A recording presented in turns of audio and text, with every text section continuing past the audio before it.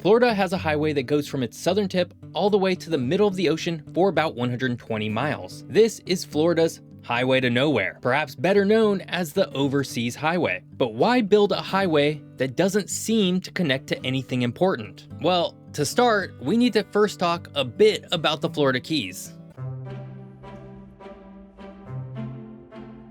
Imagine a place where the land seems to melt into the sea, where emerald and sapphire waters stretch as far as the eye can see, dotted with tiny islands. This isn't some far-flung tropical paradise from a travel brochure. It's the unique geography of the Florida Keys, a remarkable archipelago that forms the southern tip of Florida. And to fully understand why a highway to nowhere was built here, we first need to grasp the extraordinary geography upon which it was built. First, the Florida Keys are a crescent-shaped chain of islands, stretching southwest from the southeastern tip of the Florida Peninsula, curving towards Key West, and then gently arcing westward to the uninhabited dry Tortugas. This remarkable formation is just 120 miles long, making it a sliver of land that separates the vast Atlantic Ocean to the east from the calmer, shallower waters of the Gulf of Mexico to the west. And unlike typical islands formed by volcanic activity or continental separation, the Florida Keys are actually ancient coral reefs that have been exposed and hardened over millennia. Think of it like this. Eons ago, these areas were vibrant underwater coral ecosystems. As sea levels fluctuated and geologic processes unfolded, these reefs gradually rose above the surface, forming the limestone foundation of the islands we see today. This geologic history explains their generally low elevation and porous nature. The islands themselves vary greatly in size and character. Some, like Key Largo, are relatively large, with enough land for towns and large tracts of homes. Others are tiny slivers, just wide enough for a few buildings or even simply a strand of mangroves. But what unites them is the omnipresent water surrounding them. The shallow, clear waters of the Keys are a defining feature. To the west, the Florida Bay is a vast, shallow expanse, often just a few feet deep, teeming with unique marine life adapted to its brackish conditions. To the east, the deeper waters of the Atlantic give way to the Florida Reef Tract, the fifth largest barrier reef system in the world. So the Florida Keys are not simply islands surrounded by water. They're something much more interesting. Their very existence is a testament to the geologic time and the power of marine processes. But this is also a landscape that seems to defy where conventional human infrastructure should be built. Yet it was precisely this isolated watery world that would eventually become home to one of the most audacious highway projects of all time. The Florida Keys highlight the challenges of staying connected, and that's even more true for today's international travelers. When in a distant country, you're likely to find yourself without internet, and no ability to find out where you need to go.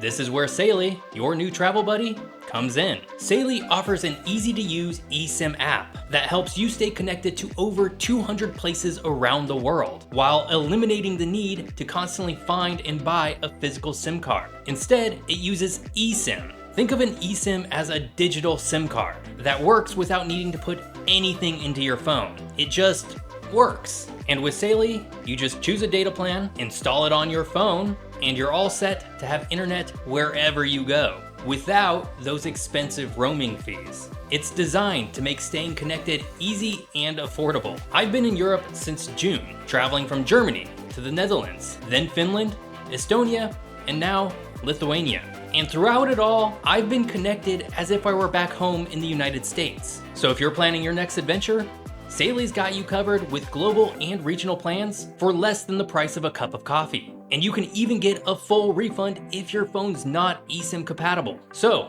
to avoid the frustration of losing connection on your next trip, go to saily.com/Geoff or download the Saily app and use code Geoff at checkout to get an exclusive 15% discount on any eSIM data plan that you might need. The Florida Keys are a geographic marvel, but for centuries, this island chain remained largely isolated. But at some point, someone got the idea in their head to build a highway all the way through it, which begins with an ambitious, yet ultimately ill-fated, dream of the Overseas Railroad. Before the grand visions of causeways and bridges, the Florida Keys were a patchwork of independent settlements. Key West, at the very end of the chain, was the undisputed jewel of the region, and a bustling port city by the 1800s, rich from salvaging shipwrecks, cigar manufacturing, and sponge diving. And because it was located in the Caribbean, it was a true melting pot, with strong ties to Cuba and the other islands, often feeling more like a foreign land than part of the United States mainland. Now, all that said, the Keys were far more remote. Many were only accessible by boat, home to fishermen, farmers, especially of key limes and pineapples, and a scattering of spongers. Life on these islands was tough and reliant on the unpredictability of the ocean. And of course, hurricanes were a constant, terrifying threat, capable of wiping out entire communities. Travel between islands was an arduous undertaking, dictated by tides, weather, and the limited availability of small vessels. At this point in time, the idea of a continuous overland journey from the mainland to Key West was an impossible fantasy. This isolation began to change with the arrival of one man, Henry Flagler. A co-founder of Standard Oil, Flagler was a titan of industry who had already transformed Florida's East Coast with his Florida East Coast Railway and a string of luxury hotels. But his grandest ambition was to extend his railway all the way to Key West, mostly because Key West's deepwater port offered the perfect gateway for trade with Cuba and the construction of the Panama Canal, providing a direct link from the US to burgeoning international commerce. So, beginning in 1905, Flagler's Florida East Coast Railway embarked on what many called Flagler's Folly, also known as the Overseas Railroad. Engineers and thousands of laborers began building bridges over miles of open ocean, driving pilings into soft seabed, all the while battling hurricanes, mosquitoes, and the intense tropical heat. Materials had to be shipped in, and entire work camps were established on remote keys. At one point, nearly 4,000 people worked on the Overseas Railroad, and it cost $50 million, which would be $1.8 billion today. For nearly 8 years though, the work pushed forward. Miles of concrete viaducts, steel bridges, and causeways slowly stitched the islands together. Finally, on January 22, 1912, Henry Flagler himself rode the first train into Key West, greeted by crowds. The Overseas Railroad was a staggering achievement, widely hailed at the time as the eighth wonder of the world. It offered a continuous, smooth journey from the mainland to Key West, forever altering the Keys. Unfortunately, the railroad's reign was tragically cut short. On Labor Day in 1935, one of the most powerful hurricanes in US history, a Category 5 monster, slammed directly into the Upper Keys. The storm surge was catastrophic, wiping out entire sections of the railroad, including tracks, bridges, and equipment. Hundreds of lives were lost, including many World War I veterans working on a government relief project. The damage was so extensive and the financial toll so great that the Florida East Coast Railway, already struggling from the Great Depression, could not afford to rebuild. The eighth wonder of the world was abandoned. Its concrete piers and steel rails left as skeletal reminders of Flagler's grand dream. The destruction of the Overseas Railroad left the Keys once again disconnected, though not entirely isolated thanks to remaining boat access. Yet the vision of a continuous link persisted. The railroad's demise paved the way for a new idea, one that would transform its ruins into a different kind of marvel, the Overseas Highway.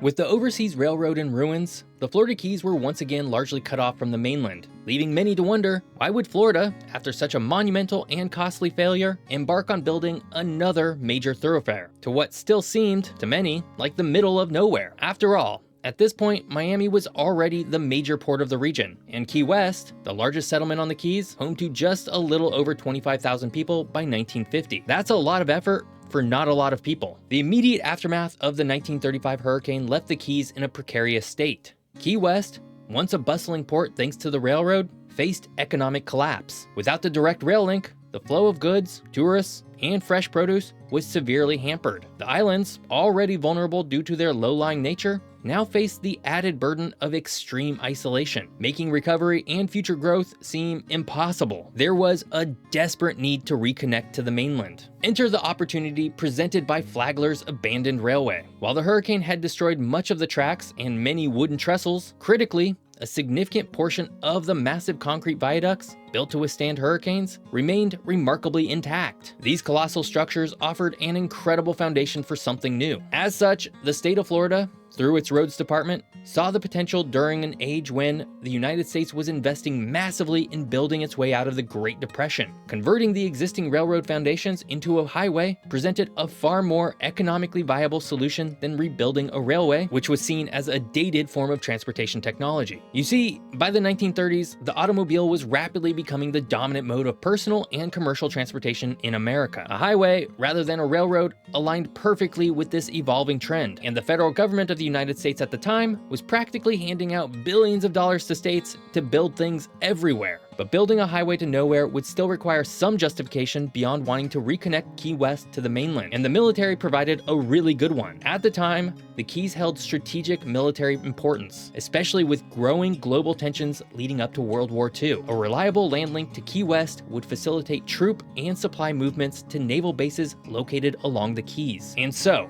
beginning in the early 1930s, construction on the Overseas Highway began. Remaining railroad tracks were removed, and the wide, flat roadbed was paved. Where bridges had been destroyed, new, wider structures were built, often alongside or incorporating the original piers. The famed 7-mile bridge, a marvel in its own right, was a testament to this transformation, initially repurposing segments of the old railroad bridge for vehicular traffic. Opened fully to traffic in 1938, the Overseas Highway was more than just a road. It was a symbol for the state of Florida. It transformed the isolated Middle Keys into accessible communities, and cemented Key West's status as an American destination. But what was once considered a remote and challenging environment, connected by a miraculous but fragile railroad, was now easily reachable by anyone with a vehicle. Today, the Overseas Highway is still the primary means of connecting Key West and the disparate communities of the Florida Keys to the mainland. And every day, about 30,000 people will travel along the roadway, which is impressive given that the highway literally ends in the middle of the ocean. So Florida's highway isn't a highway to nowhere. It just looks like it is. That said though, it's not a highway to much, and if it were a project proposed today, I doubt it would ever be built. I hope you enjoyed learning all about the Overseas Highway. If you did, check out this video all about Point Roberts, the United States' weird, kind of Canadian peninsula. Thanks for watching. See you next time. Hey, there's no sponsor for today's video, but I do want to take a moment to say go subscribe to my Substack newsletter. It's 100% free, and you'll get extra geography articles from me every week. So what are you waiting for? Click the link in the description below, or scan the QR code to check it out.